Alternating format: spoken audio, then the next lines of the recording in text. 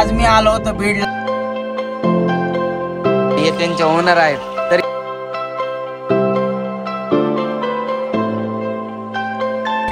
आता हे काय बनवतात तर हे तुम्ही पाहू शकता. या लखन भाऊ, तुमच्या लखन भाऊला मी थोडेसे काय तर मित्रांनो मी तर आमच्या सोबत आहेत हॉटेल. तर आज मी आलो होतो बीडला आणि इंस्टाग्राम वरती मी भोईराज हॉटेल यांच्या खूप साऱ्या व्हिडिओज पाहिलेत. तर आता मी तिथे जाऊन त्यांची क्वालिटी वगैरे त्यांचं जेवण कसं आहे ते चेक करणार आहे आणि त्यांच्या मालकाशी पण आपण चर्चा करणार आहोत. तर चला आपण जाऊया आणि पाहूया तिथं कशी त्यांच्या हॉटेलची क्वालिटी आहे, त्यांची हॉटेल कशी आणि त्यांनी हॉटेल कसं चालू केलं आणि किती दिवसापासून त्यांचं हॉटेल चालू आहे. सध्या ते खूप ट्रेंडिंग मध्ये चालू आहेत. तर चला आपण त्यांना आज भेटूया.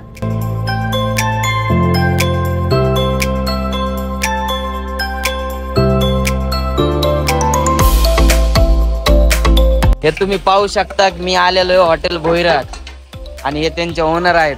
तर हे तुम्ही जे बनवता ते स्वतः बनवता का तुमचे कुठून बाहेरून कुक वगैरे ठेवलेले तुम्ही? आम्ही स्वतः. आणि रोजची किती किलो तुमची मच्छी जाते?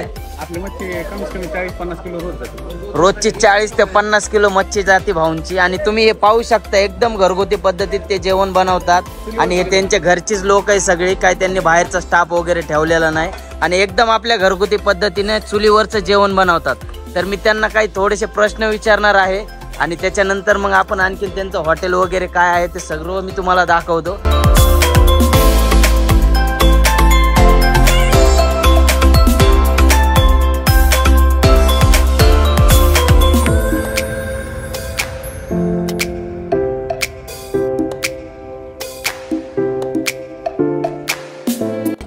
आता हे काय बनवताय तुम्ही? आता हे मुंडी रस्सा बनवतो. मुंडी रस्सा म्हणजे हे फक्त मुंडक्याचीच भाजी होणार आहे का? फक्त मुंडी रस्सा, मुंडक्याची भाजी. बर. आणि देता कसं काय तुम्ही म्हणजे लोकांना? हे गावरान टाईपचं जेवण आहे. हा. हे मुंडी रस्सा बनवतो आपण आणि साईडला पीस असतो. बर. म्हणजे फ्राय केलेले पीस असतात का बाजूला? आणि ही ग्रेव्ही असते मुंडी आणि ते गिरवी नाही, समजा घरगुती रस्सा आपण जसं घरी जेवण करतो त्या पद्धतीने जेवण आहे. बर. हो, ह्याला कुठल्याही प्रकारचं काय पावडर वगैरे केमिकल वगैरे काय नाही तसं. एकदम जसं आपण घरी बनवतो तसं एकदम साधारण पद्धतीने घरगुती रस्सा.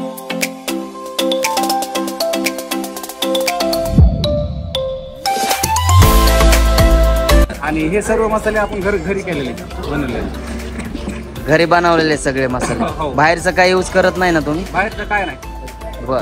टोटल घरचं वाटण नाही. तर हे तुम्ही पाहू शकता, याला मुंडी रस्सा म्हणतात. आणि भाऊंनी जे लखन भाऊ आहेत ते बनवत आहेत स्वतः. बाहेरचे काय मसाले वगैरे ते यूज करत नाही. जे काय मसाले ते त्यांच्या स्वतःच्या घरचे आणि फॅमिलीसाठी एक नंबर हॉटेल आहेत. तुम्ही कधीही जरी आले तर इथं विजिट करा. आणि इथं जर तुम्ही दारू पिऊन आले असता तर येऊ नका, कारण इथं दारू पिण्यास सक्त मनाई आहे. दारू पिणाऱ्याला जेवण मिळणार नाही, स्पष्टपणे त्यांनी बोर्डवरती पण लिहिलेलं आहे.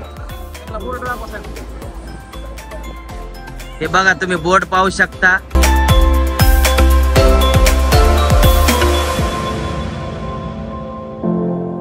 लखन भाऊ, तुमच्या हॉटेलच्या ऑफरची काय टायमिंग आहे? आपल्या हॉटेलची ऑफरची टायमिंग आहे सकाळी 11 ते दुपारी 2 वाजेपर्यंत ऑफर घेतो आपण. त्याच्यानंतर घेत नाही घेणार, त्याच्यानंतर नाहीच ऑफर. त्याच्यानंतर आपण साधारण का बरं असं का असं आहे ऑफरचं टायमिंग? मला काय होतं, कस्टमर जास्त असल्यामुळे ते ऑफर मध्ये जास्त वेळ जातो माझा. बरं. त्यासाठी ऑफर दुपारच्या 2च्या नंतर बंद करून टाकलेली. बरं. आणि तुम्हाला जर ऑफरचा लाभ घ्यायचा असेल तर सकाळी 11 ते दुपारी 2 वाजेपर्यंत बिंदास या. ठीक आहे, सांगितल्याप्रमाणे तुम्ही येऊ शकता आणि ऑफरचा लाभ घेऊ शकता.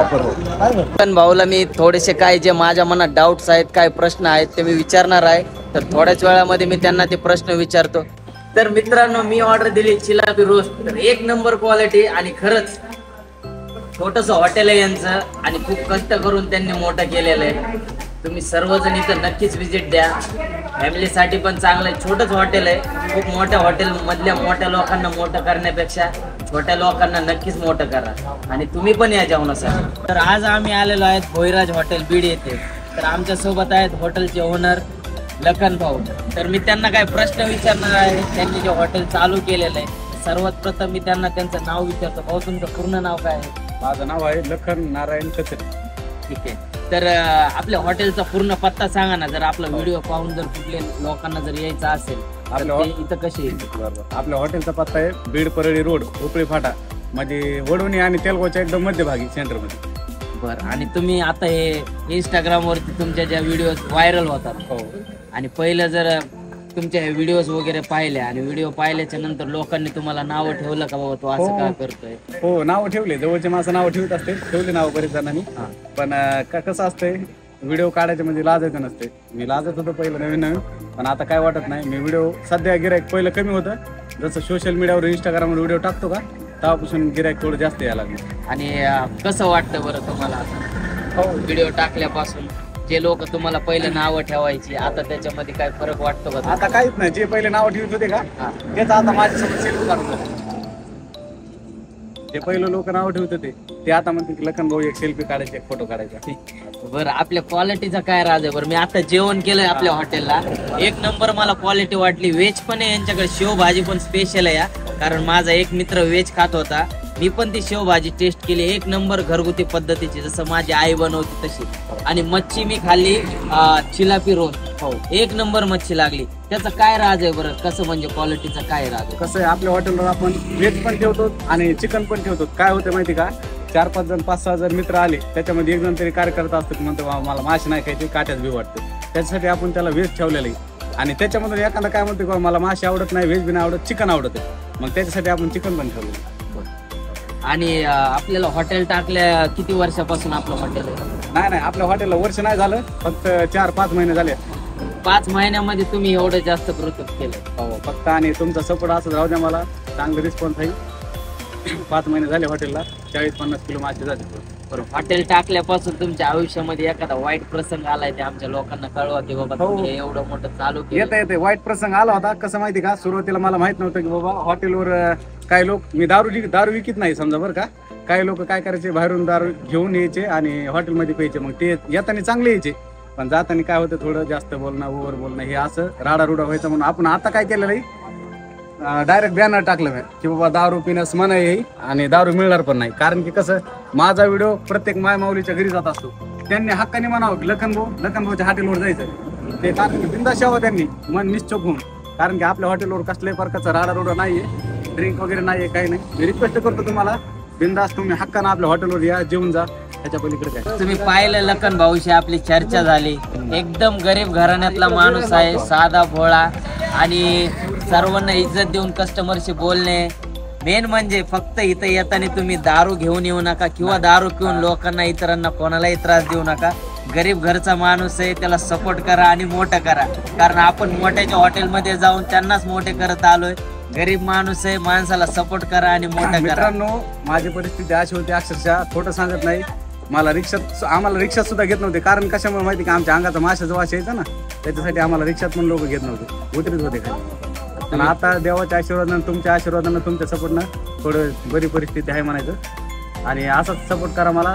तुमचा लखन भाऊ कधी पण तुमचं समजा हॉटेल तुमच्यासाठी अवेलेबल ठेवेल.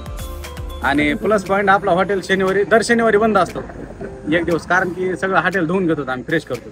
शनिवारचं हॉटेल बंद असते कारण साफसफाई वगैरे असते. तर लखन भाऊशी भेटून बोलून खूप बरं वाटलं आणि मी असंच त्यांना बेस्ट ऑफ लक म्हणतो. त्यांचं आज छोटं हॉटेल आहे, नेक्स्ट व्लॉग मध्ये जर आपण कधी येतो येऊ त्यांची मोठं हॉटेल हो, हीच मी देवाला प्रार्थना करतो. भेटूया आपण आता नेक्स्ट व्लॉग मध्ये. आतासाठी टाटा, बाय बाय.